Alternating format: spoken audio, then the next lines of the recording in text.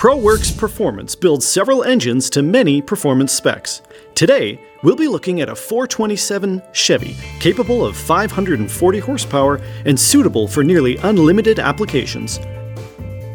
The process starts with a freshly decked and machined Dart SHP block that is immediately disassembled, cleaned, and inspected. After a good inspection of the block, all the cam bearings and frost plugs are installed with dedicated tools and sealant. A few bolts now attach the block to the engine stand mount, and then it's put onto its stand.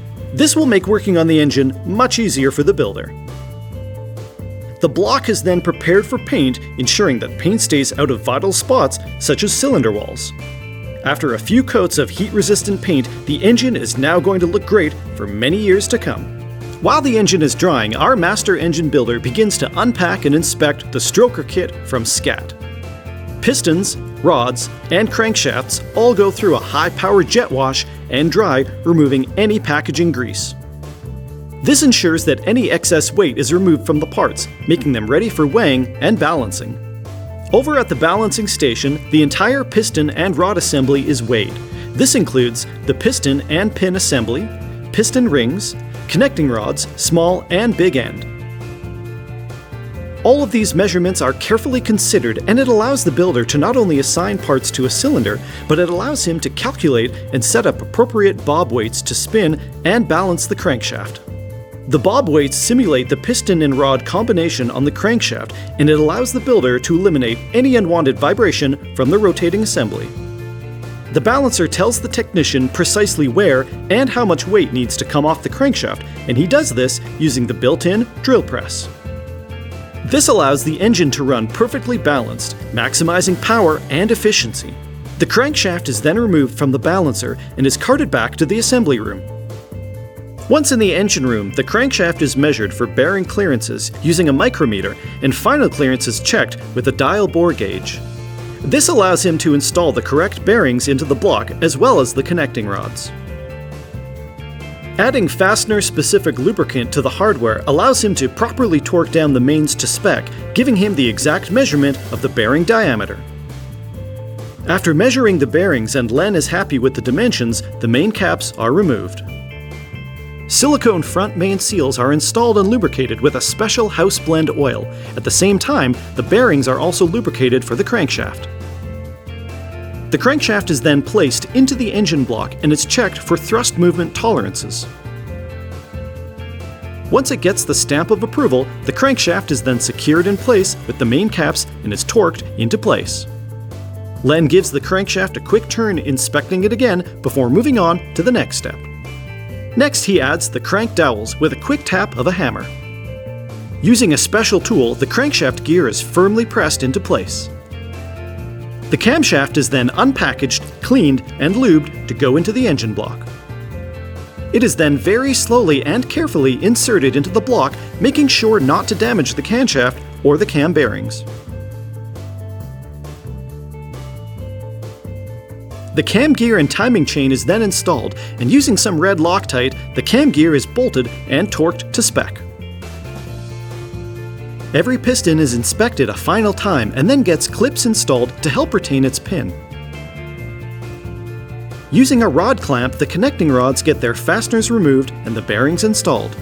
After the bearings are installed, the rods are torqued to spec and measured for clearances again, using the crankshaft as a reference. Once the builder is happy with the dimensions of the bearings, the connecting rod is mated to the piston using a pin, and a final clip is added to ensure that the pin will never slide out. The rings are then placed into the block and measured for proper gap clearance. To get the rings into spec, they are gently filed down on an abrasive diamond wheel. Only a little is taken off at a time, placing the ring back into the cylinder to measure the gap. This process is repeated until the gap is absolutely perfect. Once happy with all the ring gaps, they are installed onto the piston. To prevent a first-time dry start for our customer, the cylinder walls are lubricated along with the piston rings and assembly. The piston is then clamped by a dedicated tool and is tapped into place with a rubber mallet. Once at the bottom of the cylinder, the rod makes contact with the crankshaft, where the end and bearing can be installed.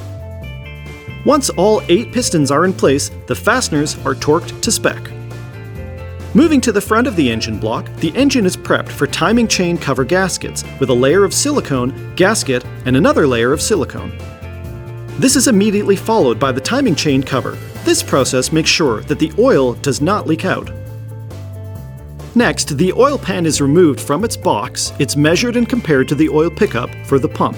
This is to make sure that there's adequate space for the engine to always have access to oil. Once everything has been clearanced, a layer of silicone is added where the oil pan gasket is going to sit. Another layer of silicone is added on top of the gasket to make a good seal to the oil pan, which is added next. With the oil pan attached, fasteners are added and torqued down. After the oil pan is installed, our master engine builder finds top dead center for cylinder 1. He then adds a Moroso timing pointer to the timing cover. A layer of lubricant is added to the harmonic balancer to aid in installation. And using the same tool that pushed on the crankshaft gear, the harmonic balancer is pushed on all the way. Then the timing needle is set to 0 degrees with the engine at top dead center. Next, roller lifters are inspected, greased, and inserted into the block. Dog bones are then added to retain the position of the roller lifters. With all dog bones in place, a spider is added and bolted down to hold the dog bones securely. A quick wipe down of the cylinder deck is done in preparation for the head gaskets. The head gaskets are first dry fit to their surface.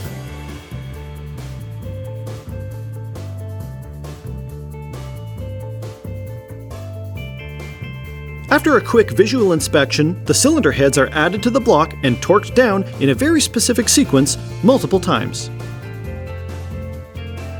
Roller rockers are unboxed and quickly inspected, and the cylinder head is measured for push rods. Once the right push rods are selected, they are flow tested, lubricated, and added to the engine.